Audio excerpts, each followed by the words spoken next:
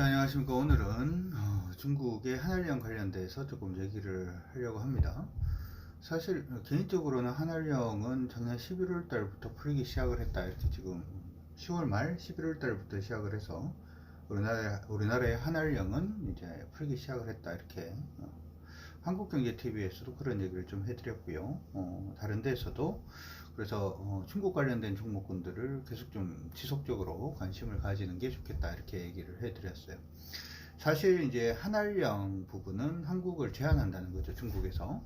예전 같은 경우에 이제 태양의 후예 뭐 그런 드라마가 사실 중국에서 굉장히 좀 히트를 할 수가 있었던 드라마임에도 불구하고 사드 문제 이후로 일단은 한국의 연예인들이라든지 한국의 문화가 중국으로 전파가 된다든지 혹은 중국의 단체 관광객이 한국에 오지 못하게 하는 뭐 그런 부분들이 사실 좀 있었고요.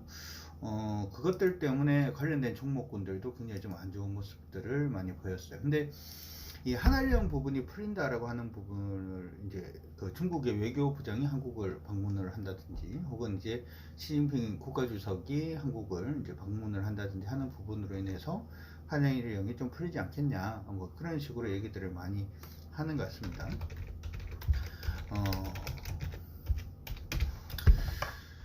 일단 저는 어떻게 생각을 하냐면, 실제로 이제 최근 들어서도 무슨 얘기가 나왔었냐 하면, 여기 그 이스트만 음대라고 이제 미국의 그 음대가 있는데, 여기서 일단 한국인을 뺀 중국의 공연을 뭐 결정했다, 뭐 이런 얘기들도 일단 있었죠. 여기 이제 12월 달에 12일간 중국의 8개 도시를 돌면서 뭐 공연을 하는데, 한국인들한테는 비자가 안 나와서 일단은 한국인을 빼고 일단은 공연을 했다, 뭐 이런 얘기가 일단 있었는데, 그것 때문에 이제 한국의 그 예술인들이 한국의 그 예술인들이 기본적으로 중국의 진출 자체, 중국에 들어가는 것 자체가 좀 어렵다, 뭐 이런 얘기들이 일단 있었죠. 근데 제가 이제 예전에 그 내용을 좀 살펴봤더니, 이게 비자 관련돼서 신청을 했던 게 한 9월달 정도에 신청을 했었고, 9월달에 신청을 했는데 이게 중국에서 못 들어오게 막았다라고 하기보다는 그 비자 신청하는 데서 일단은 어차피 뭐 비자가 안 나올 거기 때문에 뭐 신청 자체를 안 했다라고 하는 것이 일반적인 통설이 아닌가 싶습니다. 그래서 중국에서 우리나라의 사람들을 못 들게 하는 그런 모습은 좀 아니었지 않나, 이렇게 생각이 들고요. 실제로 내용들을 좀 보게 되면은 우리나라 그 예술인들이 예술인 중에서 소프라노 임선혜 님이 있습니다. 이분이 중국의 상하이에 있는 샹인 오페라 하우스, 죄송합니다. 오페라 하우스에서 공연을 했거든요. 10월 18일에 일단 공연을 했었고요. 여러분들 그 유명한 지휘자 중에서 정명훈 지휘자 아마 아실 겁니다. 이분 같은 경우에도 11월 달이었나요? 10월 26일이네요.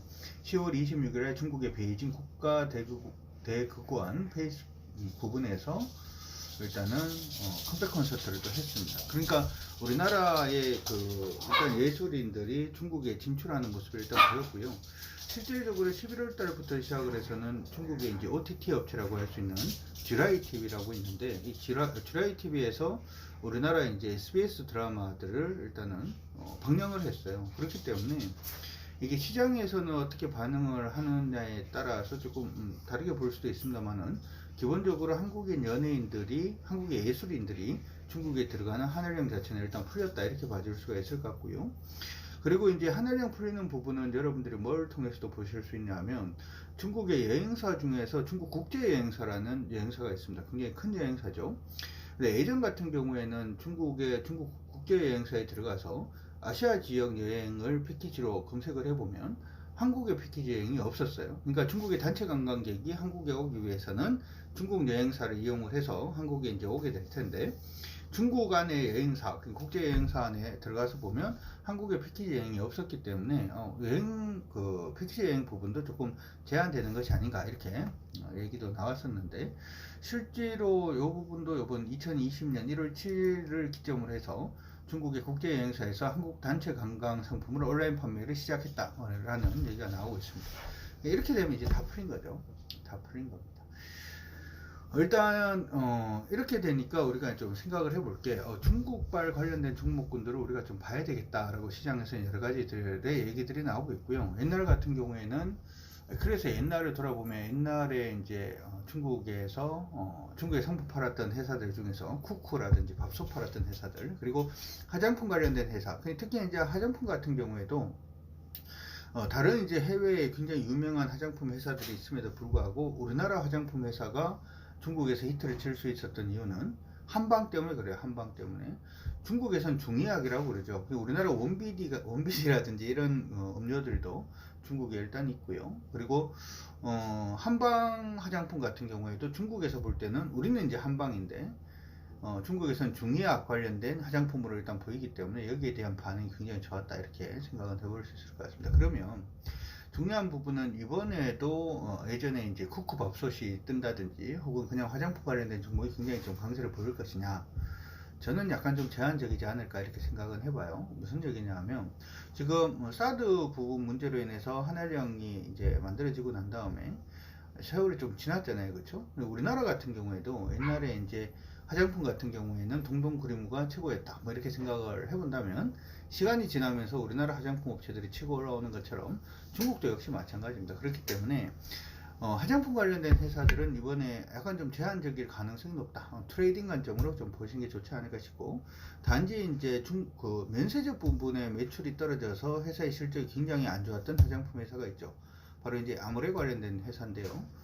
아모레 퍼시픽이라든지 하는 회사들의 경우에는 이번에 이제 중국의 단체 관광객이 들어오게 되면 일단 탄성은 실적에 대한 기대감이라든지 하는 부분 때문에 탄성은 조금 붙을 가능성이 있지 않을까 이렇게 생각을 해봅니다. 따라서 화장품 관련된 회사들 같은 경우에 일단은 단기적으로만 좀 보자, 이렇게 기술적으로만 좀 체크를 하자, 이렇게 먼저 말씀드리고 싶고, 제가 지금 주목을 하고 있는 부분은 엔터테인먼트 관련된 회사입니다. 이게 가수 관련된 회사든 아니면은 중국의 어떤 컨텐츠 관련된 회사든 아니면은 뭐 배급사가 됐든 하는 부분에 여러분들이 조금 더 주목을 하시면 좋을 것 같아요. 옛날에 그 뭐였죠? 별에서 온 그대인가요? 뭐 하여튼 드라마가 있었죠. 확실히 기억이 안 나네요. 갑자기 말씀드리려니까. 이게 준비하고 말씀드린 게 아니라 그냥 제 머릿속에 있는 지식으로 말씀드리는 거기 때문에. 그때 이제 중국 공산당에서 그런 얘기가 한번 나왔었어요. 왜 우리는 이런 드라마를 만들지 못하냐? 크리에이티브가 약하다는 거죠. 일단은 우리나라 아시다시피 우리나라에 있는 컨텐츠 자체를 중국에서 그냥 가지고 가는 경우도 굉장히 많았고, 뭐였나요? 비정상회담이라든지 뭐 아니면은 해외에 나가서 뭐 우리 식당 뭐 차려가지고 하는 것이잖아요. 윤식당이었나요? 그것도 보면 중국에서 거의 다 이제 가져갔는데 이게 로열티를 주지 않고 가져가는 경우가 많았죠. 근데 이번 미중무역협상 1단계에서 뭐가 들어가 있냐면 지적재산권이 들어가 있습니다. 그렇죠? 지적재산권을 이제 보호해 주겠다라고 하면 이거기에는 이제 컨텐츠 관련된 지적재산권도 들어가게 되기 때문에 우리나라의 컨텐츠를 만든 부분을 이제 중국에서 그냥 이걸 뺏기기보다는 기본적으로는 지적재산권 확보와 로열티를 받을 수 있는 환경 자체가 만들어진다라고 하는 거 기억을 해 두시면 좋을 것 같고, 저는 연예인 부분도 굉장히 좀 의미가 있다고 생각을 해요. 그러니까 중국 사람이든 한국 사람이든 사실은 생긴 건 비슷하잖아요. 그렇죠? 그러니까 중국에서 굉장히 이쁘고 멋있는 사람은 한국 사람이 봐도 굉장히 이쁘고 멋있네, 이렇게 되는 거고, 한국 사람이 굉장히 멋지고 이쁜 사람은 중국 사람이 봐도 굉장히 멋지고 이쁜 사람이 될 겁니다. 그러면 우리나라 그 배우들이 이제 중국에 진출을 한다든지 아니면 거기서 팬 사인회를 한다든지 아니면 우리나라 가수들이 중국에서 음반을 발매를 한다든지 아니면 스트리밍 서비스라든지 하는 부분에 대한 서비스를 한다면 우리나라 시장보다는 어마무시한 시장이 지금 열려 있는 겁니다. 특히나 이거는 또 인도도 이제 인구 대국입니다만은 인도하고 중국은 조금 다른 게, 중국은 이제 언어가 통일이 되어 있는 나라죠. 그렇기 때문에 문화가 통일되어 있다, 이렇게도 봐줄 수가 있고요. 문화가 통일되어 있다라는 것은 한 가지 컨텐츠에 온 나라가 들썩거릴 수 있다는 얘기도 됩니다. 그렇기 때문에 이게 어떻게 보면은 우리나라 사람들이 미국의 헐리우드라든지 아니면은 미국의 어떤 음악이라든지 하는 부분에 진출이 좀 어렵다라고 생각을 할 수는 있습니다만, 중국 부분은 굉장히 좀 용이하게 이 부분의 사업을 좀 키워나갈 수 있다는 점 기억을 해 두시면은, 엔터테인먼트 관련된 회사들은 일단 2020년 전체적으로 여러분들이 조금 관심을 가지셔야 되지 않을까, 이렇게 생각을 해볼 수가 있고요. 특히나 더 나아가서 생각을 해보자면, 우리 요즘 이제 유튜브라든지, 저도 지금 유튜브를 찍고 있습니다만, 유튜브라든지 하는 부분으로 인해서 우리나라 가수들의 해외로의 어떤 인지도를 높인다든지 하는 부분도 굉장히 좀 손쉽게 되어 있는 부분도 일단 있고요. 그리고 컨텐츠 관련해서는 OTT 부분이 이제 5G를 기반으로 해서 굉장히 좀 확대될 가능성이 높다, 이렇게 지금 얘기들을 하고 있죠. 이 부분이 일단 확대가 된다면 기본적인 모멘텀 자체가 원래는 전부 다 지금 반도체하고 이쪽만 생각을 하는 것 같은데, 엔터테인먼트 관련된 회사들, 가수도 좋고 뭐 컨텐츠 만드는 뉴도 좋고 아니면은 배급하고 있는 J 컨텐츠라든지 하는 회사들도 좋고, 일단 그런 회사들한테 계속해서 좀 관심을 가져두시면은 2020년 조금 더 뜨겁지 않을까, 뜨겁게 좀 편하게 지낼 수 있지 않을까라고 생각이 드니까 한번 체크를 하셔가지고 성공 투자 하시는 데 도움이 되셨으면 좋을 것 같습니다. 그리고 제가 요번 주 일요일이네요. 1월 19일 날 한국경제TV 금융 아카데미에서 강연회가 아니고 강의가 하나가 있습니다. 혹시 관심이 있으신 분들은 인터넷 카페가 아니라 포털 사이트에서 한국경제TV 금융아카데미라고 치면 와우파라고 치셔도 되고요. 이쪽에 쳐서 이제 페이지 안에 들어오시면 제 특강이 준비되어 있는 걸 보실 수가 있으니까, 뭐 관심 있으신 분들은 그때 오프라인 강의도 있으니까 그때 같이 한번 해보는 것도 좋을 것 같습니다. 자, 오늘의 방송은 여기서 마무리하도록 하겠습니다. 훅 지나갑니다. 성공 투자하십시오.